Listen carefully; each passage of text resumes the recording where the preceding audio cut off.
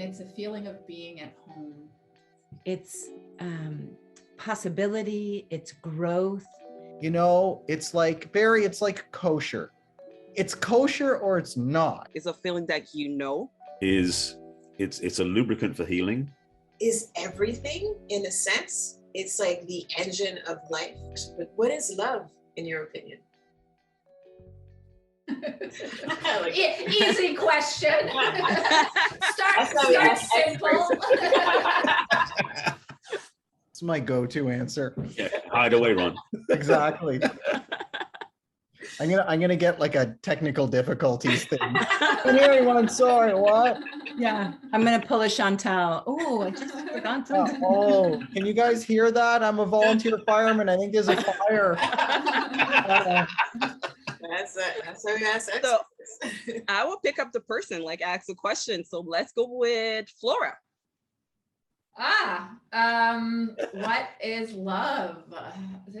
I'm like still waking up somehow. It's 11:20 where I am. But what is love? I feel like I did have an answer for that once, but I you guys have so put me on the spot right now. Can I just jump in here and say that this is the answer, right? We don't know. We don't, or it's very individual, right? Like so like all of us who do nothing but talk and feel it and look for it and leave it and pine for it, espouse about it. You know, Flora is more, you know, an incredible expert at this. And yet, defining it, right? Defining it is, it's almost ineffable, right? So sorry, Flora. But this is like me ordering at a restaurant, giving you time to decide. But was that a filibuster, Gina? Did you just filibuster a Zoom? Furthermore. What's funny is that this is one of, like, in my group program, this is one of the questions that that I offer up in the journaling conversation, because in order to understand what you're looking for and what you want out of a relationship, you have to understand what you're looking at, right? What is it, period? What does it mean for you, and how does it feel? And I guess that with that and with what Gina said, really, it is a feeling. And for me, it's a feeling of safety, and it's a feeling of being at home. You know, it's the feeling of home, just knowing that you're supported and the security is there. Those are the words that I would use to describe it. But what I learned, and if I may say this, in my ayahuasca journey, is that words do not describe the feelings accurately.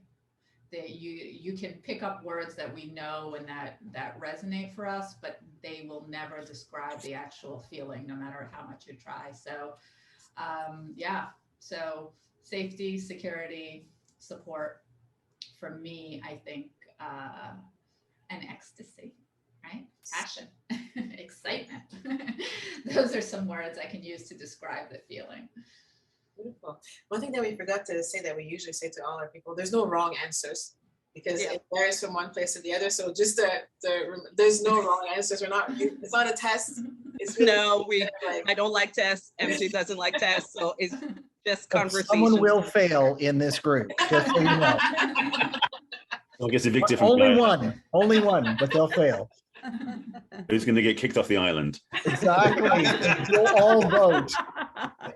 Tribe has spoken, then they take your heart out. No worries. Well, that was beautiful. Thank you. So I guess you can pick the next person to answer. Okay. Well, then, Gina, I got to throw it to you. Well, I loved that. I love that, Flora, and the feeling too, right? Like how you talked about that. The thing that you said that really hit for me, that I was like, yeah, is that it's different for everyone. Like your coaching, your helping people revolves around like finding what that is for them, right?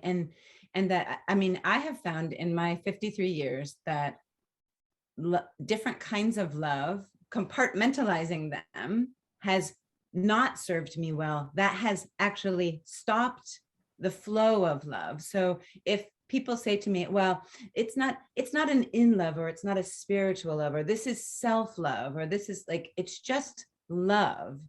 And I can be a portal for love. I can feel love. I am love.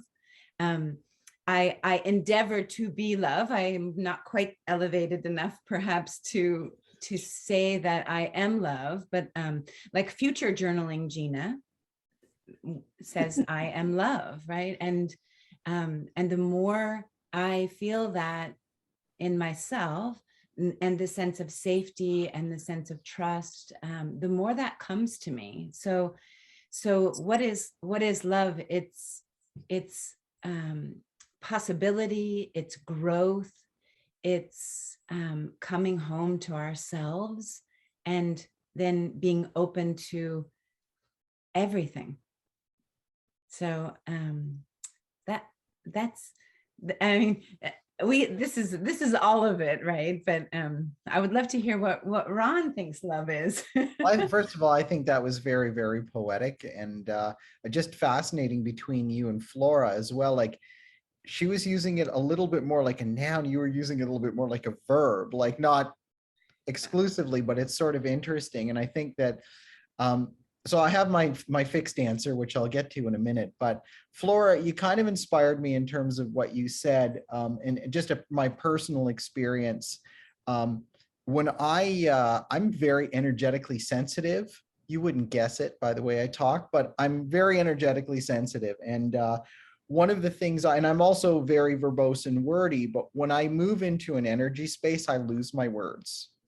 I don't, and I consider myself quite articulate, but when I literally am searching for words, and there's like a dictionary and a thesaurus in here, that's when I'm in an energy space. And it was interesting that when Flora was losing her words, I'm not blaming it on the hangover she has from last night, but not that I'm suggesting anything, but I kind of got, that was the way I was sort of vibing with what she was saying, that it's like she was probably going to that energy space. I don't want to, ascribe that situation to her, but maybe I was resonating with, oh yeah, maybe she's going into an energetic space. And it does become very personal. It also becomes very energetic and all encompassing, and maybe nonverbal or non-articulatable.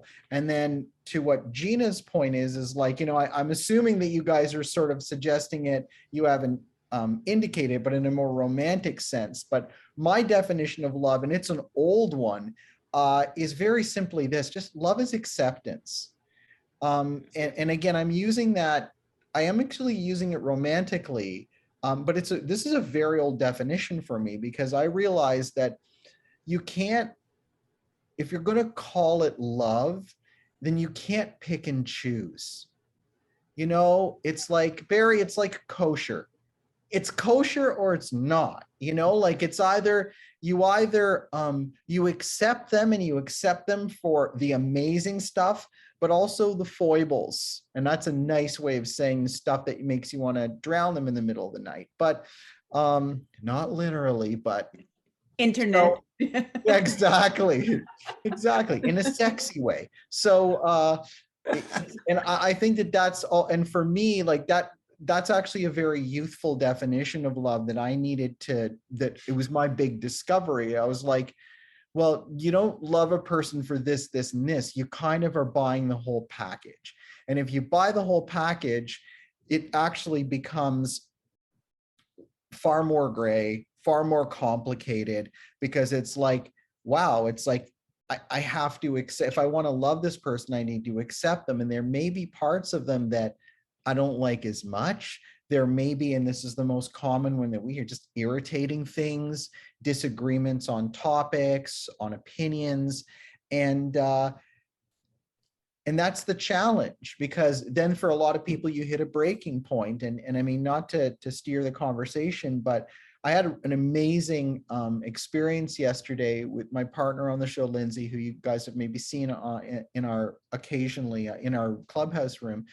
But we were really talking about specifically conscious relationships, and how sort of everything boils down, consciousness boils down to your wounding. And you know, what happens is your love becomes based on factors, which is when I use the term acceptance, right? So your love is based on factors, and it's like, I can only love you as much as you don't tread on my wounding, or you know, touch the parts that are sore or hurt me, because then it's like, no, you're hurting me. And it's actually no, they're just they're ending up stumbling upon my wounding, and that's my reaction to the wounding because it's mine and it's really hurtful. And so the challenge in a conscious relationship is, how do you, and I'm going to use again a word, perhaps the wrong word, is how do you tolerate that? How do you tolerate being triggered by this person that you're in? And Flora, you know, you're an expert in this about the different attachment styles, because really that's it. You're reacting to how the other person's treating you. And this is the conscious thing, is like, we talk about Barry's word, consciousness is about agency. It's about agency. It's about what are you, it's about starts and begins. It starts and it ends with you. What are you choosing? So what are you choosing when you feel that way?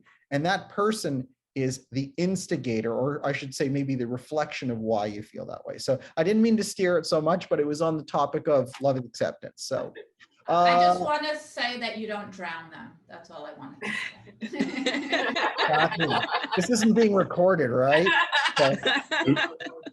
Yeah, and maybe not Ron. I know that you not stumbled, but you almost took back the word tolerate. Like when somebody does come upon our wounds and we react, like a conscious person, instead of tolerate, maybe it's like, how do I calm my nervous system so I can get curious here? Like how do I get curious instead? Like that to me is very conscious. It is so conscious. And I think actually what you're talking about in just that little pivot is, that's a reflection of how conscious you are, because that's such a high level approach to take. It's such a high vibration approach to take. Our personal hurts are very personal. They're very painful. And it's like, and also they really, for many of us, take us back to really, really childhood ego states, right? Yes. So we're going way back, and now I'm not, you know, 65-year-old Ron standing here. I'm like,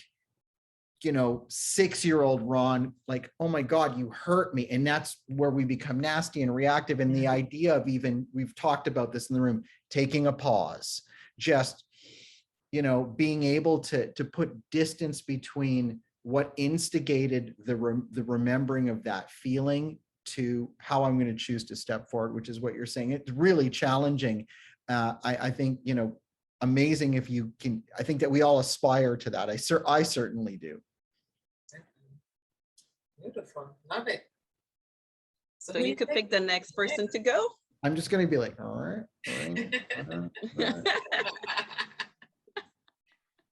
It's you. It's you, Cassie. Oh, it's me, because I thought it was Barry on my side. Yeah, I was like, you're like, you just pointed at blank wall. On my side, I thought it was Barry. I was like, Barry's there. Everyone sees, this is exactly it. Everyone sees something different. And therefore is not lost. We're all conscious of the fact that we don't see the same thing. Exactly. That's been conscious. For me, what is love? I believe love is a feeling. It's a feeling that you know, that you feel all over your body. I like to say it's your brain, your heart, and your sex, that all is aligned together, that makes you feel in love with someone. But also love is to let go someone. You can love someone, but you're aware that you're not great for that person. It's to give that freedom to that person. And for me, it was past relationship I've been for 38 years. I'm only 38 years experience in this life. I've been single, dating people. And I always think about my past relationship. It was not a question of not loving each other. It was a question that I was aware I was not able to give him what he expected, and he was not able for him to give me what I wanted in a relationship. So for me, love is the freedom of letting go someone when you're aware that it's not going to go anywhere, that you guys are hurting each other. So that would be my definition of what love. And I will go for Barry. Okay. To spring off something Ron said, first of all, the thing what came to me is that love is different for every single person, because we look through different lenses. We all have a unique perspective on what life is around us, and love the same way. Also, love is something that we can't get from anybody else, which sounds really the antithesis, but the truth is we keep looking out there for love, but the reality is it's inside us. And when someone loves us, what it's really doing, it's almost like a resonance magnetism or something, like electromagnetic forces, meaning that they will do something that then triggers something inside of us. So when somebody loves us, that love we feel actually is within us. There's some sort of harmonic thing that happens between people, I would suggest. It's physics, I guess. But there's a way that we love each other that is not about, when you love me enough, I'll feel okay. It's when you love me enough, I'll start loving myself. And that's the challenge we find, is that we've got this whole, and we get into codependency, which is one of my favorite topics to mess with, that we put so much condition on other people to make us feel okay. And it's a pain because, frankly, nobody can do it perfectly for us anyway. You know, if you love me, you know what I was thinking. That sort of mentality sucks. So to really learn how to love ourselves, which is what Ron was talking about too, and yes, being conscious, do the work to heal those wounds, because you also love through the filters and through the baggage that we grew up with. So the love that you get is going to be like this permutated through this conduit and sewage, sewage clearing yard and everything else to get to you. It isn't really love that I sent. What I sent you is what's arriving. And of course, the way you're receiving it is through your own filters. So it's really hard to love somebody, frankly. Purely, honestly, that's the truth. So the best thing we can do is to do the work ourselves so we can love more clearly, and ideally meet someone else who's done the same thing. Then love could be much more of a unification or of an upliftment for both people. Because love, for me, as a descriptor, it's a lubricant for healing. It's a vehicle to bring down walls. It's a reminder of who we really are.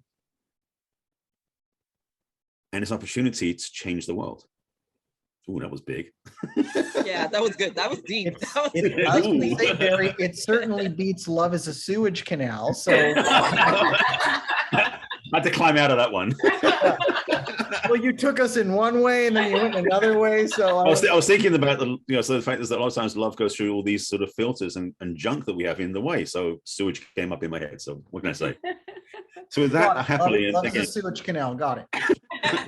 I can change the world. That's the best slogan. You're welcome. With that, I'm going to get out of this carefully and pass it to MJ. Thank you. That was beautiful. I love how, and I have the same feeling too, that love is different from everybody, like because of the fact that we have different lands. And for me, it changes as I grow. It keeps changing and evolving and growing. But for me, love is everything in a sense. It's like the engine of life. It's everything that you see, the good, the bad, the ugly. But I find love is also like there's a very spiritual aspect of love. So it kind of connects with this whole idea that Gina was saying, I am love. I feel like everybody is love, but we have so many hurts and experience and covers and stuff like that, that we basically cover up that love, and our purpose or goal in life is to kind of like remove all these layers to be able to come back to ourself, which we are love. And I also love the idea of the resonance, because love for me is a state. It's more than an emotion. It's a state that gives you different kinds of emotion.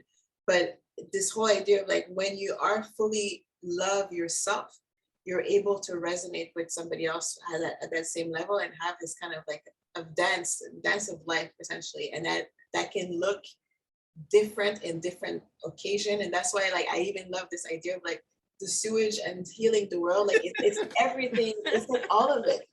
Because if I think in the spiritual sense, like love is God, God is love, we are God, like it's all, and it encompasses everything.